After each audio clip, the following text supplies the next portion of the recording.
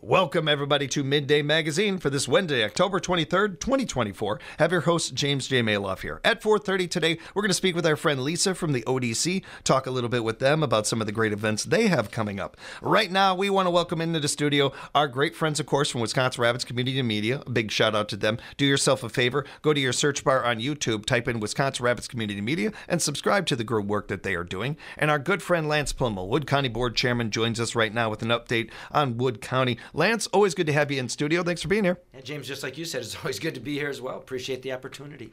Want to dive right into it. We got a lot to talk about today, Lance.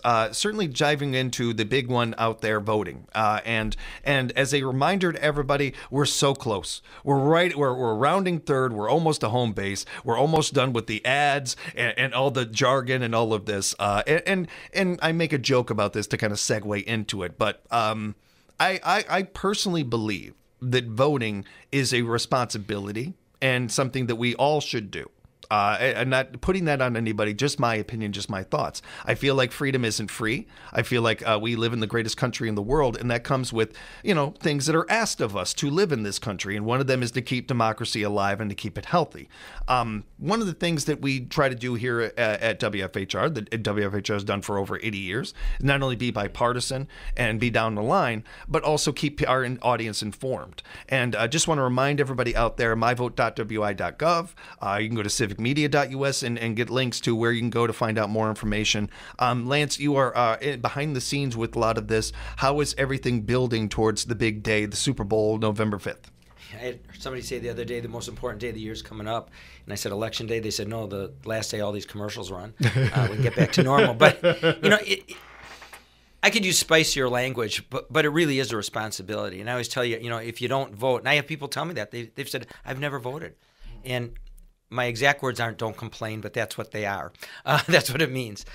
You have to get out there, and you really do a disservice to yourself, your community, and or your country if you don't research those issues. Now, I'm not telling anybody which way to vote. I'm telling you, to go out there, really do the research, and then get to the polls because you make a difference. What amazes me the most, James, and oftentimes we just alluded to some opportunities I get occasionally with candidates, or I just know the people because we deal with them, whether they're incumbents, we deal with them in Washington, or whether we're talking to them as candidates. There's differences. But the one thing that always amazes me during this, I'll call it commercial season, is these commercials that come out and say, candidate A said, and I'll go, no, they didn't. I've met with them 100 times. Or candidate B did, and I go, they didn't do that either. So you really need to sometimes take a little deeper dive into than I watched TV. Like listen to James on the radio. Get the real facts. But no, you really got to get out there. And it isn't just the national elections. I mean, there's local issues, and all politics is local. It starts at home. I don't care. It's not happening right now. It's not on the ballot. But I don't care if it's school board races or town boards, county boards. You really need to get out there and make your voice heard. And you touched on something I really wanted to make sure to hit on. I think that a lot of people out there are certainly going to know candidates that are running for certain positions and everything. And as Lance touched on, be informed, understand these people inside and out when you're going into that booth. But I've heard from a number of listeners that one of the things, panicking almost of, well, wait a minute, what about referendums and things like that are on the ballot? You can find out all that information. You can do your homework and be prepared for this beforehand. And when it comes to what Lance is talking about, I just want to hit home that part of it. These referendums are vital and important to our communities, and researching those are just as important as researching these candidates. Yeah, we got a really big one coming up as far as referendums go in Wisconsin Rapids right now. And that's the ATV-UTV one. Yeah. And I'm not telling anybody how to vote, but I can tell you, we researched this as a county for years, and we were way behind in getting on board and using that as an economic development tool and a tourism tool. And frankly, you are not going to have any more super large industrial, employers that hire 3,000-4,000 people. It doesn't exist anymore. And you say, what are the greatest attributes we have in Wood County? And one of those is tourism. And what has, spurred tourism in the last number of years? It is ATV, UTV usage. And I hear people say, I'll call it the non-fact. Mm-hmm. Well, they'll run up and down the street and cause problems. And I say, a lot of the UTVs today cost $50,000. Mm-hmm. They have all the attributes that a car does. And more importantly, they're less, you hear they're inherently unsafe. Well, not compared to a motorcycle or a moped or maybe a horse and buggy. And so, we took the perspective in the county is, we're going to open our roads up and we'll deal with a problem if it occurs. And we didn't invent that wheel. We looked at what was successful in communities all across the state. And I can give examples like Lafayette County, where they built hotels and resorts and other things. The Reedsburg area, where there's a dealership that had 1,400 units on the floor the other day because they're selling so many. Some of those are lawnmowers, by the way. But I mean, there's a lot of sales going on there, which spurs sales tax and other development. So we're going to attract people to this area because of those recreational attributes we have. So I'm not telling you do one or the other, but I can tell you from a county's perspective, we looked at this and we said, is it inherently unsafe? And the answer was no. I was hoping we'd have an informational meeting yesterday at the city. That did not occur. And it would have given people the opportunity to ask those questions. Do you need to be licensed? Don't you? Do you need insurance? Don't you? All of those kind of things. So do your research, but that's, as James alluded to, that's an important issue that's out there on this ballot.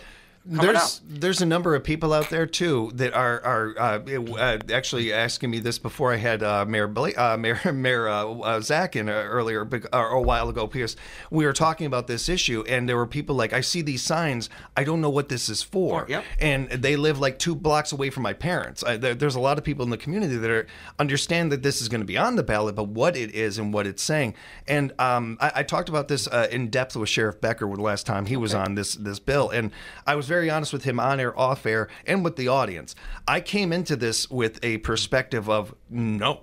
Not right away, because I wholeheartedly admit I come from a background. I've been through a number of I've been into a lot of car accidents in my life when I was a kid, and it had did a real number on me. I had lost an uncle to a drunk driver. I'm very sensitive to this issue, so I wholeheartedly admit that. And one of my concerns was that, and I asked Sheriff Becker point blank, is this something you think we have earned?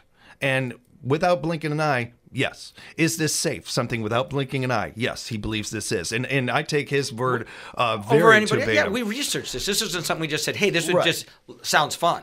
So we don't have enough of this in society. I'm owning this, that I could have been wrong on this issue. I certainly needed to do my homework on it, talk to people that understand this issue better than I do, and I feel more informed on it, and I feel much better going in to vote for it. Yeah, research the issue. Whether it's that one, we had some referendums on the last ballot. Sometimes they're worded in a way that's so goofy it makes it extremely hard to understand, and that's when you maybe need to call somebody who might be able to not tell you which way to vote, but at least tell you a yes vote means this, a no vote means the other, because they do occasionally get confusing. But this political season's coming to an end. I met with our county clerk, and we have one of the best in the state, Trent Miner. Trent's actually the president of their clerks association at state level. He works with local clerks to train them. And, I can tell you locally in Wood County, I feel very comfortable that our elections are safe, they're secure, that the clerks do a great job, that Trent and his staff have done a wonderful job of working with those communities to make sure that everybody's, in line, ready to go, and I heard early voting yesterday when it started was fairly robust in a number of locations. So that takes a little bit of pressure off it's good. At the polling place that day. Although I can honestly say I don't think I've ever waited like an hour to vote. I mean, might wait 5 minutes. But we're pretty fortunate. Yeah, but nonetheless, you never know what weather's going to bring, or God forbid, a family emergency, or you're just sick that day. So that opportunity exists as well. And encourage you to not only get in, especially if you have you're set on your decision, go ahead and get your vote in as early as you can now that you're able to. And when you're whether you're doing that now or on November 5th, treat our poll workers well, treat each other with grace, treat your fellow citizens with grace. Let's act like adults. Let's make sure that the kids that are seeing us act this way, they act that way when they get the chance to get into that booth. This is a really interesting topic, because I had this conversation with somebody the other day, and they were convinced that elections were not secure. And I said, so what have you done about it? And they said, well, I complain about it. And I said, yeah, well, a lot of people do. I said, have you looked at being a poll worker? Have you thought about being a volunteer? Have you participated in any way? And the answer was no.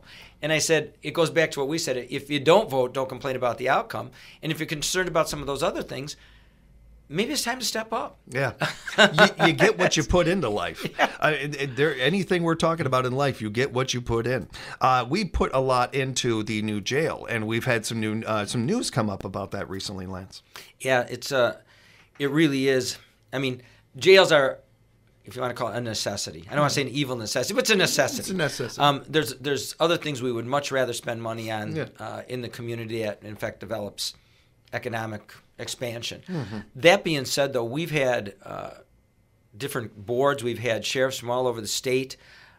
People visit our facility because it really is state of the art, and it's a fantastic facility. I toured it about a week ago again, and yesterday they announced that we are looking at a ribbon cutting, kind of an open house on December 17th, and that is the third Tuesday of December. It would be, I think, immediately after the county board meeting is when they'd first open that up, and that way you'd have sheriff's department people there to answer questions. County board people might be able to answer some of the other questions that, in regard to the financial obligations and how some of that work. But to see these different departments from around the state come over here and go, this would really help if we had something like this. And then I kind of laugh when I hear some now, because the cost is huge.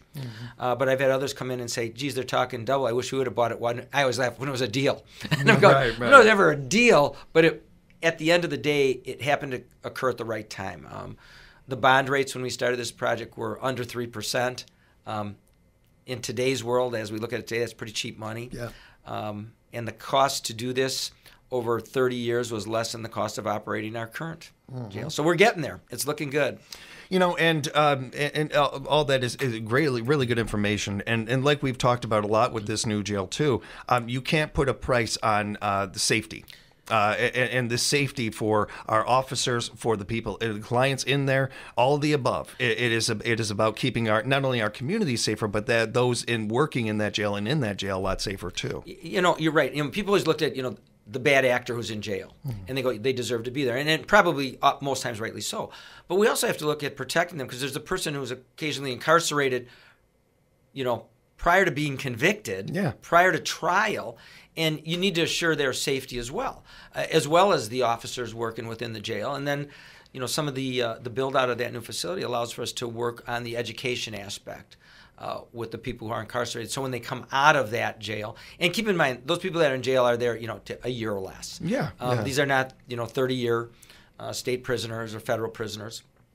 You're hoping that after that amount of time, with some training, financial, educational, and some of the other stuff, that they come out with a little different attitude and some tools that help them function in today's society. That is the point of the judicial system. They come out and not go back. One of the first conversations I had with Sheriff Becker was about stopping the revolving door. This is how we stop the revolving door. This is one of the key ways we do it, is not only having a facility that's safer, having a community that also understands that people mess up in life. Unless, of course, anybody out there that is perfect. If you're listening and you're perfect, then not you. And by that I mean my mom. But everybody else, of course, we are a society that is built on second chances. We are a society. We are a country.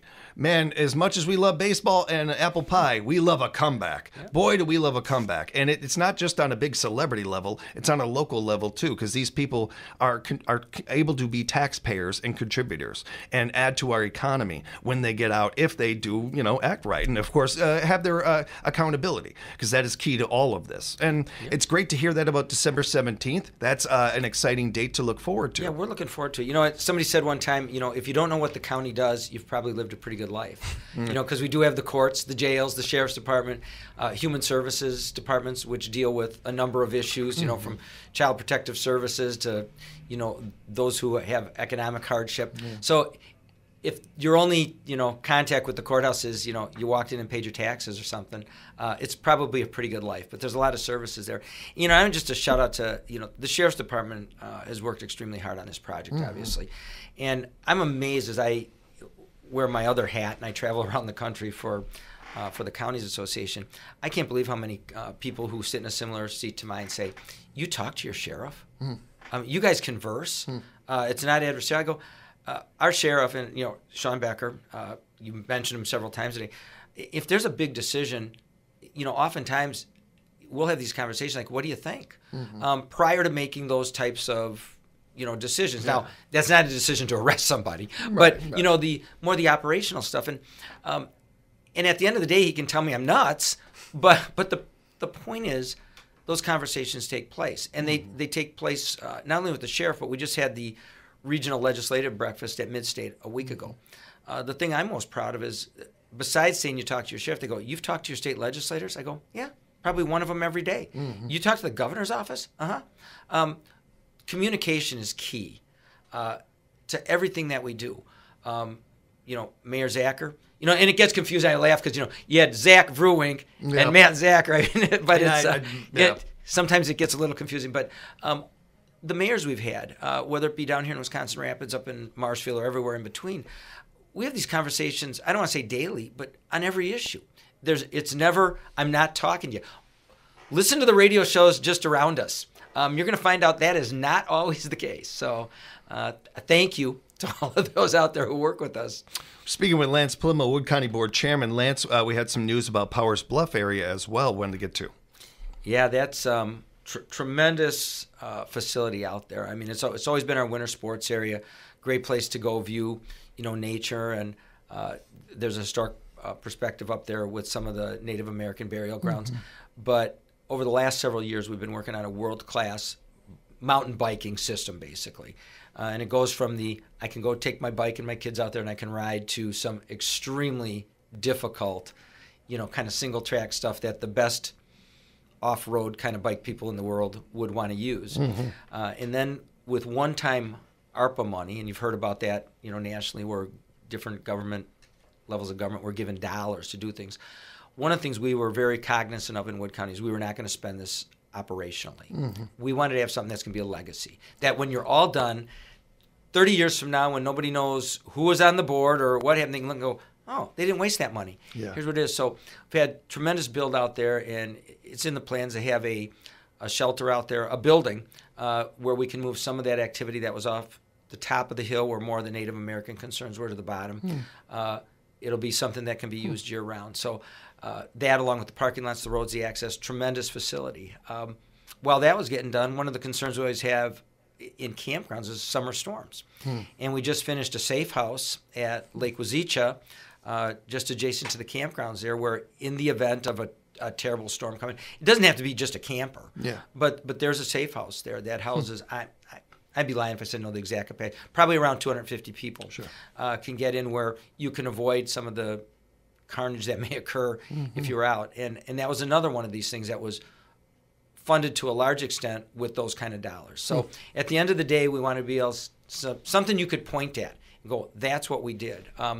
We have a federally qualified health facility going in. That's a roughly, round numbers, a $20 million project that the county has participated in that will provide medical care within the community. And those are all things you can see. So hopefully all these come to fruition. All those dollars have to be allocated by the end of this year, and they have to be spent down by the end of 2026. So big projects. Yeah, and looking forward to hearing how they progress next time we get together and talking about those some more. I wanted to wrap up, Lance, with the last minute or two we had here. You had I think a fun opportunity recently to be a part of not be a part of, but to be at the debate, most recent Senate debate that we had with Tammy Baldwin, Aaron Hovde. How did that go? Well, first of all, it's amazing how many cameras and how many people are at those events. And, held in TV studio in Madison, the most recent one, and usually they are.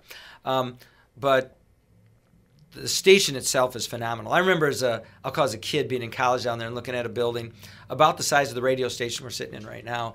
And I walk in the other day and there is, 10 desks, I don't know, hundreds of monitors, cameras everywhere, all remotely run. And then and they brought in a panel of people to do the questioning, the top TV anchors from around the state. And there's 8 people there.